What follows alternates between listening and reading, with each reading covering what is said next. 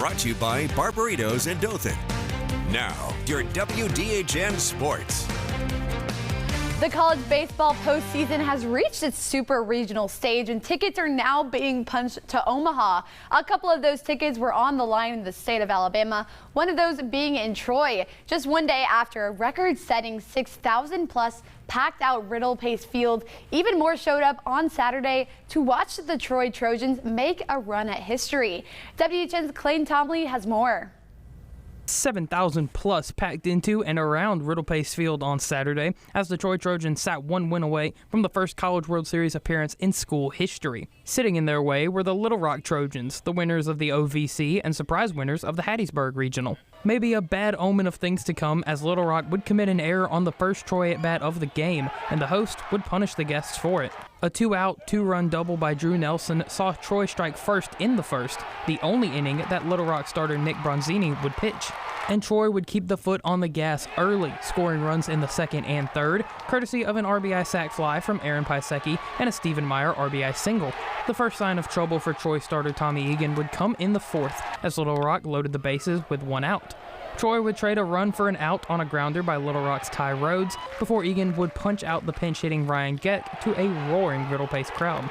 Outside of that inning of trouble, Egan was an absolute unit on the mound for Troy in this one. The senior transfer from Illinois Chicago had multiple 1-2-3 innings on his way to a final stat line of 7 1/3 innings pitched, 5 hits, 2 earned runs, 2 walks, and 8 strikeouts. He would exit in the 8th after giving up a solo home run, and listen to the ovation the Troy faithful gave him.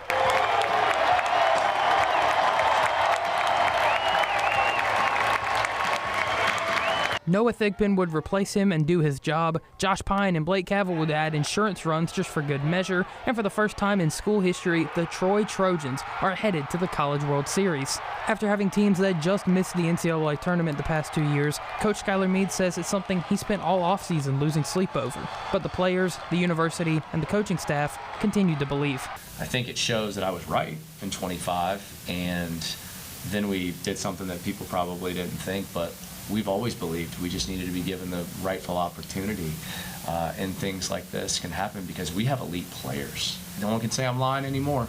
Our culture wins. One of those elite players is DH Jabe Boroff. After not starting to start the season, Jabe got a shot in May and started making the most of them in a hurry. And when the NCAA tournament came around, he came alive. In his 27 regular season and conference tourney games, he had 5 home runs and 14 RBIs.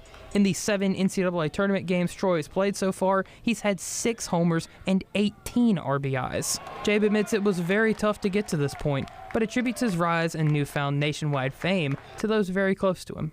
It's all God, you know. He's amazing. I was really struggling early on in the season and throughout the middle of the season, and I was praying to him. And like I said, my girlfriend and my parents and my family were giving me Bible verses about how he's going to test you and how he's going to put you through stuff, but you just have to keep on believing. When you're at this level, you have the talent, you know, you have the ability. It's all mental. It's 99% mental, and just being in the right headspace and being confident is honestly what I attribute the success to. Troy will open the College World Series against another team making their Omaha debut, the West Virginia Mountaineers, who swept the Morgantown Super Regional. But for the Trojans, that's a problem for next week. As Coach Meade says for the rest of this weekend, it's time to celebrate history made in Troy. From Riddle Pace Field, I'm Clayton Tomley, WDHN News for the Wiregrass.